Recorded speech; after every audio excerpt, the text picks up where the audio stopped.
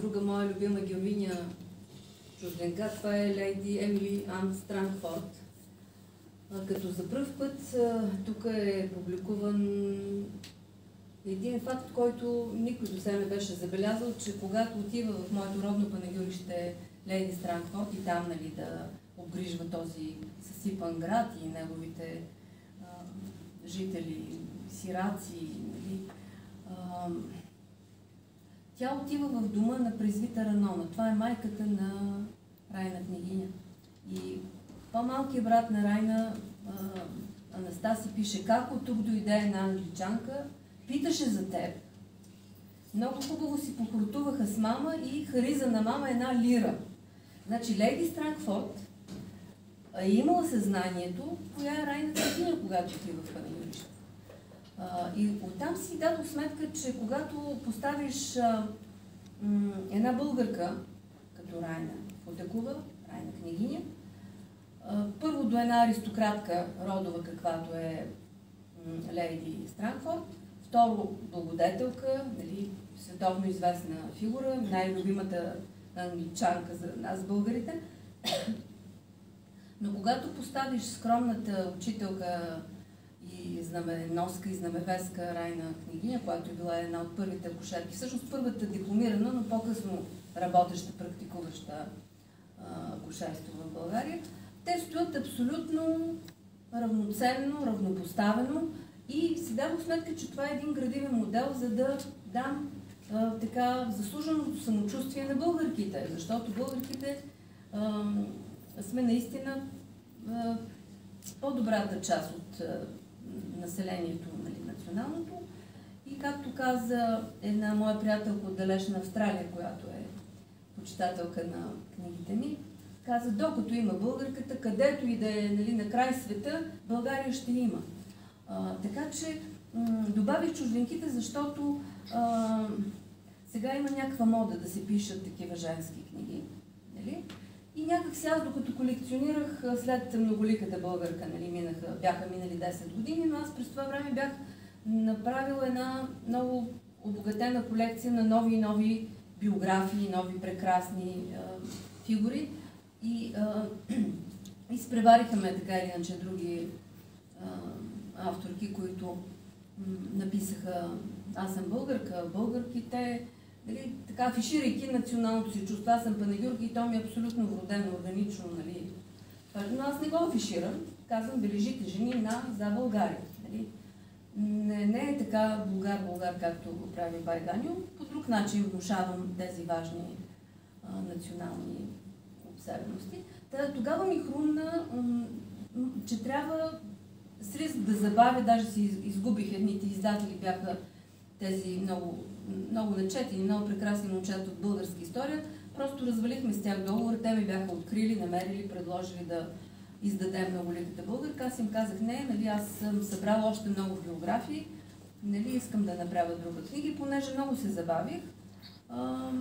Някакси, но сме приятели, разделихме се и книгата ми излезе в търновското издателство Фабер, но вече не просто продължение на Многоликата българка, те го писаха нова книга, защото това не е второ подобрено и допълнено издание, а просто различна книга, благодарение на това хрумване да добавя чужденките, и читателите безпогрешно разбраха, че това е различна книга. Разбира се, както винаги, аз съм така панагюрка, опълченка, не мога да обслужвам някакви политически конюнктури, освен леди Странгфорд, освен мис Кларк, която създава детските градини в България, американката, във времето, когато за българина е било чудовищно, въобще е недопустимо да си пусне децата извън дома. Нали? Също така американката мис Тон, която е похитена, както знаете, от Яне Сандански и други там войводи, Йонко Вапцаров е един от тях, но тя става една защитница на българите.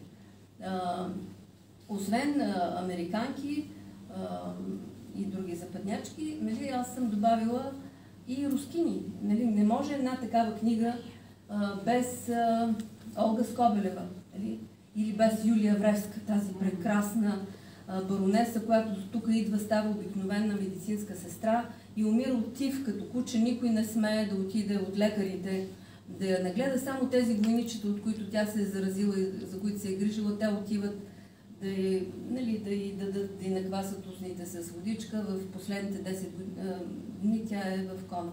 Та не може и без рускините. Нали? Конюнктурата може би не предполага в това включване, но аз съм така един справедлив човек и следовател. И така стана различна книга. Някакси читателите усетиха това и сега Фабер, Нейко и Генчо Генчев, сина му, непрекъснато допечатват тази книга. И това ще се окаже, може би, най-успешната ми книга, макар че Хроники на Розовия род е една изключително амбициозна и така сериозна, мащабна книга. Аз съм я представила тук преди 2 години. Но, може би, защото и аз като жена съм вникнала, нали, в тези сестри по перо, по дух, или така наши душевни, духовни, женски стожери, нали, от всички области на живота, на всички професии, нали.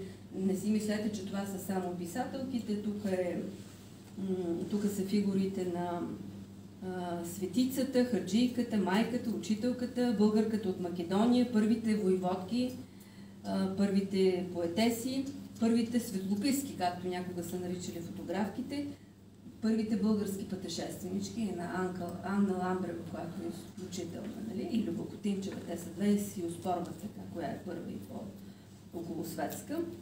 Първата дипломирана лекарка, равноправките, първата дипломатка, която е изключително интересна, Надежда Станчова Мюър, нали? Тя е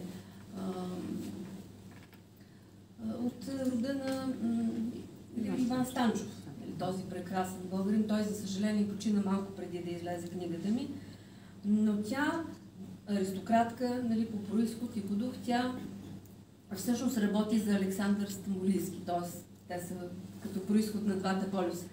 Но тя е толкова почтена и толкова съвестна, че, нали, Стамболийски е казал за нея, че тя умее да мълчи, да пази тайна на 7 езика, защото знае толкова.